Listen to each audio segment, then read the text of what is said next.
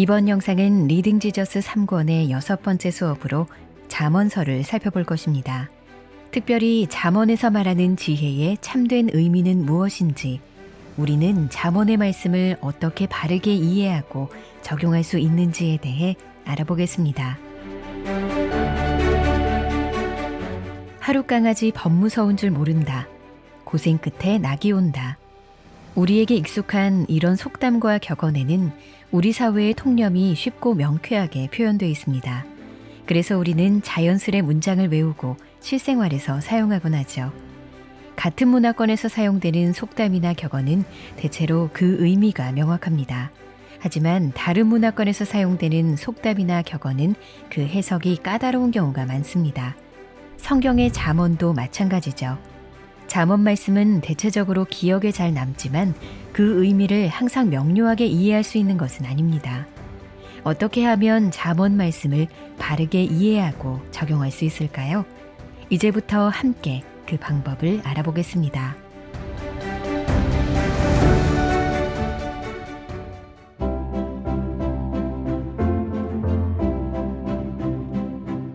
잠언을 바르게 이해하려면 해석하는 단계가 필요합니다. 먼저 잠언의 원래 청자들이 잠언 구절을 어떻게 이해했는지 생각하고 그를 통해 어떤 행동을 장려하고 어떤 행동을 금지하려고 했던 것인지 고려해야 합니다. 그리고 이보다 더 중요한 것은 잠언이 어떤 상황에 맞는지를 파악하는 것입니다. 잠언 26장을 예를 들어 봅시다. 4절과 5절에는 서로 모순되는 두 잠언이 나란히 나열되어 있습니다. 미련한 자의 어리석은 것을 따라 대답하지 말라. 두렵건대 너도 그와 같을까 하노라. 미련한 자에게는 그의 어리석음을 따라 대답하라. 두렵건대 그가 스스로 지혜롭게 여길까 하노라. 어떤 잠언이 맞는 말씀일까요? 어리석음에 따라 대답해야 할까요? 아니면 대답하지 말아야 할까요? 정답은 상황에 따라 다르다입니다. 4절은 어리석은 자들과의 논의는 결국 무익한 논쟁이 되고 마니 그런 자들은 멀리하라는 의미입니다. 5절은 어떤 상황에서 미련한 자에게 답을 주지 않으면 그가 스스로 옳다고 생각할 것이니 답을 주라는 의미죠. 각각의 상황에 따라 두 잠언 모두 맞는 말씀이기 때문에 어떤 잠언이 어떤 상황에 적용되는지 아는 것이 참된 지혜입니다. 상황에 맞지 않는 잠언을 적용하면 삶이 잘못된 방향으로 인도될 수 있기 때문이죠. 그래서 잠언 26장 9절은 미련한 자의 입의 잠언은 술 취한 자가 손에 든 가시나무 같으니라고 경고합니다. 상황에 맞지 않게 적용하는 잠언은 유익한 지침이 아니라 술 취한 자가 휘두르는 위험한 무기처럼 사용될 수 있다는 뜻입니다. 잠언 해석의 마지막 단계는 말씀을 실제 행동으로 옮기는 것입니다. 잠언의 말씀은 십자수처럼 벽에 걸어놓는 목적으로 쓰인 것이 아닙니다. 실생활에서 사용하고 자녀들을 가르치는 목적으로 고안된 것이죠. 그러므로 읽고 이해하는 데서 그치는 게 아니라 삶의 지침으로 삼고 실천해야 합니다.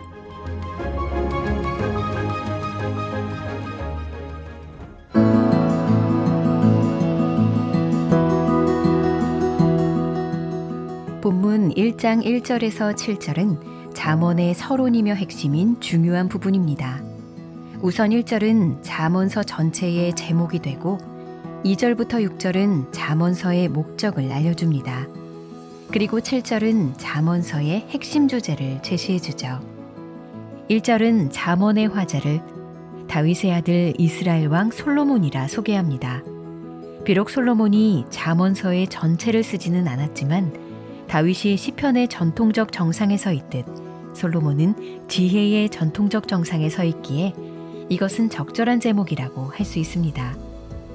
다윗의 아들 이스라엘의 왕이라는 말은 잠언서의 말씀이 이스라엘 역사 그리고 이스라엘과 하나님의 언약적 관계를 근간으로 하고 있음을 알려줍니다. 즉 잠언서는 하나님의 백성들을 위한 지혜의 말씀인 것이죠. 2절의 지혜는 좁은 의미로 기술이나 능력을 뜻합니다.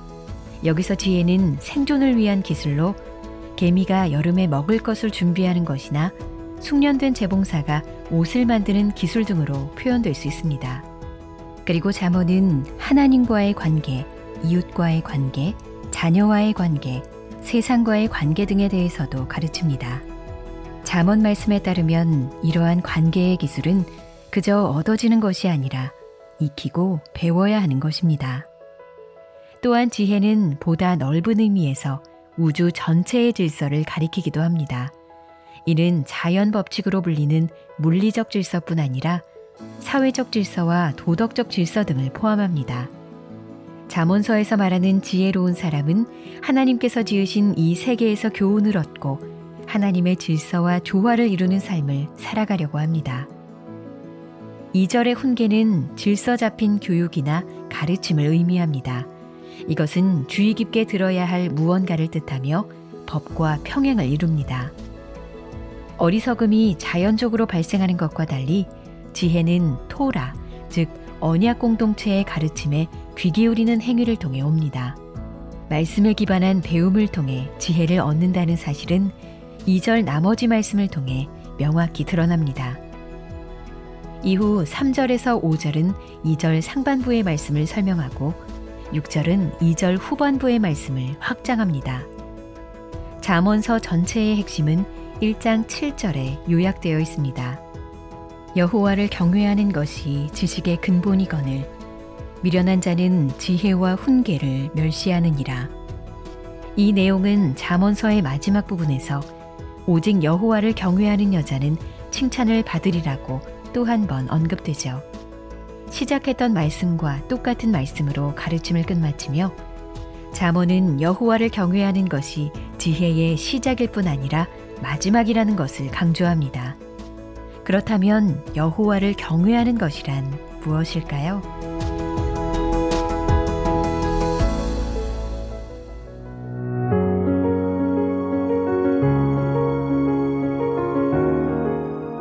먼저 여호와를 경외하는 것은 하나님을 아는 것을 뜻합니다. 하나님이 누구이시며 인간에게 요구하시는 것이 무엇인지 바르게 이해하는 것이죠. 이것은 추상적이거나 따분한 지식이 아니라 사랑과 경외감, 신뢰 등의 정서적 반응을 포함하는 것입니다. 하나님을 알므로 그분께 순종과 경배로 나아가게 하는 지식이죠. 또한 여호와를 경외하는 것은 여호와를 두려워하는 것입니다. 이것은 어떤 부정적 감정이나 노예적 두려움을 뜻하는 것이 아닙니다. 신명기 말씀을 보면 하나님을 두려워하는 것은 사실상 하나님을 사랑하는 것과 같다는 것을 알 수 있습니다. 곧 하나님의 말씀을 삶의 지침으로 삼아 주님의 언약에 기초한 삶을 살겠다고 결단하는 것입니다. 여호와를 경외하는 것이 지식의 근본이거늘 미련한 자는 지혜와 훈계를 멸시하느니라는 말씀은 잠언에 들어가는 관문이자 잠언의 모든 구절을 들여다보는 렌즈입니다. 그렇기에 잠언의 모든 말씀은 이스라엘과 언약을 맺으신 여호와를 경외하는 틀 안에서 이해되어야 합니다. 하나님과의 관계를 다루지 않는 것처럼 보이는 말씀들이라 해도 말입니다. 하나님은 우리가 어떻게 사는지 관심을 갖고 계시며 우리 인생의 모든 영역을 다루는 포괄적인 말씀을 우리에게 주셨습니다. 하나님과의 언약 관계는 우리 삶의 모든 부분에 영향을 미치고 모든 삶은 주님을 경외하는 것 안에서 살아가야 하기 때문입니다.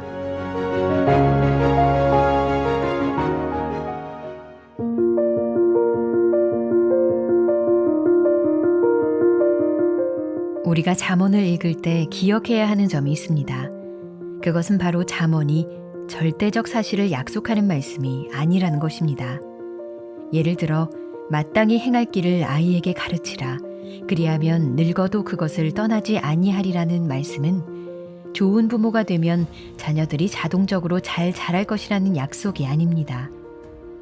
이 잠언은 자녀들이 바른 길에서 출발하는 것이 바른 길에 도착하는 보편적인 방법이므로 부모는 자녀 교육을 처음부터 올바로 시작하라는 격려의 말씀입니다. 모든 부모가 책임감을 가지고 자녀들을 주님의 길로 인도하는 역할을 다하기를 권고하는 것입니다.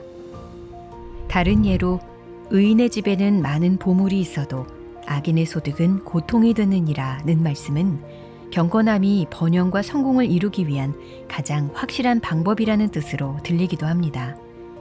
그러나 타락한 세상 속에서는 지혜로운 행동이 성공에 대한 아무런 보증도 되지 못합니다. 만약 우리 인생의 경험상 사실이 아니라면 이 잠언 말씀은 왜 존재하는 것일까요? 보이는 것 이면에 더 깊은 실체가 있다는 사실에서 그 대답을 찾을 수 있습니다. 우리가 생애에서 보는 것과 얻는 것이 언제나 일치하지는 않습니다. 그것은 바로 종말론적인 질서인데, 비록 이 말씀이 우리의 현재 경험에 맞지 않는다고 하더라도 영원의 관점에서 봤을 때 이 말씀은 참됩니다. 지혜는 보이지 않는 것들을 보라는 믿음을 향한 부르심입니다.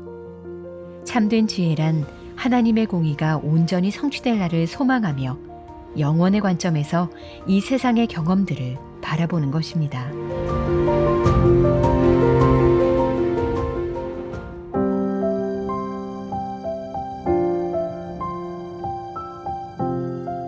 많은 사람들이 잠언을 읽으면서 도덕적인 접근을 합니다. 잠언 말씀을 실천해서 선행으로 하나님을 기쁘시게 하려고 하거나 혹은 복음이 그저 당연히 바탕에 깔려 있다고 가정한 채 삶의 초점을 전적으로 율법에 맞춥니다. 복음이 아닌 율법을 삶의 안내자로 보는 것이죠. 예를 들어 잠언 10장 4절은 손을 게으르게 놀리는 자는 가난하게 되고 손이 부지런한 자는 부하게 되느니라고 말씀합니다. 이 구절을 도덕주의적 관점으로 접근해서 읽으면 스스로 부지런하다는 자부심을 느끼거나 반대로 그렇지 못하다는 죄책감을 느끼게 됩니다. 만약 그리스도 중심으로 잠언을 읽는다면 이 말씀은 어떻게 이해될까요? 그리스도 중심의 접근은 말씀에 순종해야 하는 요구를 단순한 죄책을 넘어서 은혜와 감사의 구조 안에서 공정히 다룹니다. 잠언 10장 4절을 다시 읽어봅시다. 우리 중 많은 사람들이 게으르다는 것은 사실입니다. 자기 중심적이고 자기 방어적인 게으름으로 표현되는 이 불신앙에 대해 우리는 마땅히 죄책감을 느껴야 합니다. 하지만 우리가 이 잠언 말씀 그대로 부지런하게 순종하며 섬긴다 하더라도 그것이 여호와를 경외하고 이웃을 사랑함에서 비롯된 것인지 아니면 내면의 우상에 기반한 완벽주의적 분주함 때문인지 자문해야 합니다. 만약 우리의 순종이 후자의 원인에 따른 것이라면 율법을 어기는 것과 동일한 죄책감을 가져야 하기 때문입니다. 중요한 것은 죄책감을 느끼고 난 다음 단계입니다. 죄책은 우리를 마비시키고 우리 중심의 노력이 문제임을 깨닫게 합니다. 우리는 죄책을 통해 문제를 깨닫는 단계에서 그치는 것이 아니라 그리스도께서 복음 안에서 베푸신 은혜 가운데로 나아가야 합니다. 결국 잠언 10장 4절의 말씀은 우리에게 그리스도가 절실히 필요함을 보여줍니다. 그리스도께서 이 말씀대로 사셨고 우리의 모범이 되셨고 죄악된 요소를 피하셨을 뿐 아니라 우리 자리에서 순종해 주셨기 때문입니다. 잠언의 궁극적인 목적은 우리가 지혜로운 삶을 살도록 가르치는 것뿐만 아니라 하나님의 지혜이시며 우리의 위치에서 지혜의 삶을 완벽하게 살아내신 예수 그리스도를 바라보게 하는 것입니다.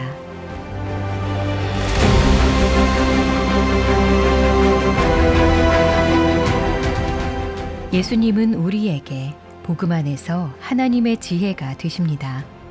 그가 곧 구약의 율법을 규정하시며 지혜의 마침이십니다. 예수님은 바로 이 세상의 지혜가 되려고 오셨습니다. 하나님의 지혜는 약점과 고통을 통해 승리하는 것이고 특별히 십자가의 어리석음을 통해 승리하는 것입니다. 하나님을 완전히 경외하신 그리스도로 말미암아 사람들이 자신의 어리석음을 깨닫고 그 사랑의 경이로움에 감격하며 하나님을 찬양하는 데까지 이릅니다.